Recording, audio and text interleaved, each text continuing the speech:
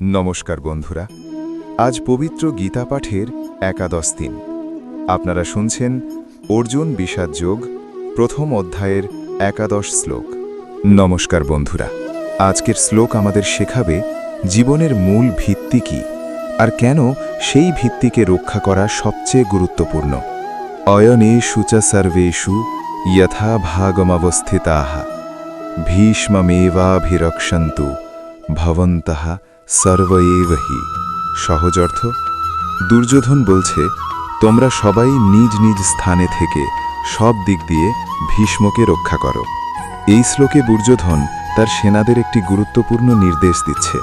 সে জানে ভীষ্মই তার বাহিনীর সবচেয়ে বড় শক্তি, সবচেয়ে অভিজ্ঞ এবং নির্ভরযোগ্য যোদ্ধা। তাই সে বুঝতে পারছে, যদি ভীষ্ম দুর্বল হয়ে পড়েন বা পরাজিত হন, তাহলে পুরো কৌরব সেনাবাহিনী ভেঙে পড়তে পারে। অর্থাৎ দুর্যোধন তার দলের মূল স্তম্ভকে চিনতে পেরেছে। এই শ্লোক আমাদের জীবনের একটি অত্যন্ত গুরুত্বপূর্ণ সত্য শেখায়। প্রত্যেক মানুষের জীবনে কিছু মূল ভিত্তি থাকে, যেগুলোর উপর তার পুরো জীবন দাঁড়িয়ে থাকে।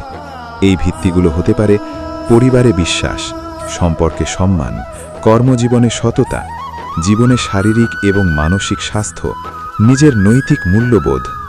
ধরুন, একটি বড় প্রতিষ্ঠান আছে, যেখানে দক্ষ কর্মী আছে, ভালো বেতন আছে, আধুনিক ব্যবস্থা আছে, কিন্তু যদি সেই প্রতিষ্ঠানে পারস্পরিক বিশ্বাস না থাকে, যদি টিমের মধ্যে সম্মান না থাকে, তাহলে বাইরে যতই শক্তিশালী দেখাক, ভিতরে ভিতরে তা দুর্বল হয়ে পড়বে।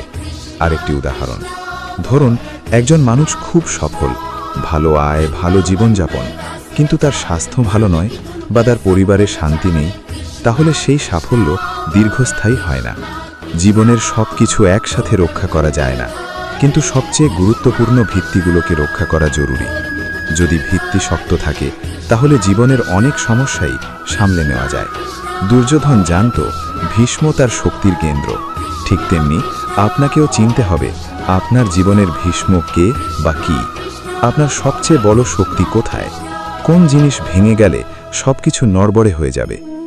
জীবনে সফল হতে হলে নিজের মূল ভিত্তিগুলোকে চিনুন, সেগুলোকে সুরক্ষিত রাখুন, কারণ ভিত্তি শক্ত হলে পথও শক্ত হয়।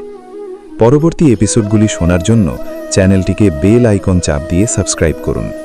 ভিডিওটি ভালো লাগলে লাইক করুন, শেয়ার করুন আর কমেন্ট করে জানান আপনার জীবনের সবচেয়ে গুরুত্বপূর্ণ ভিত্তি কী। জয় শ্রীকৃষ্ণ।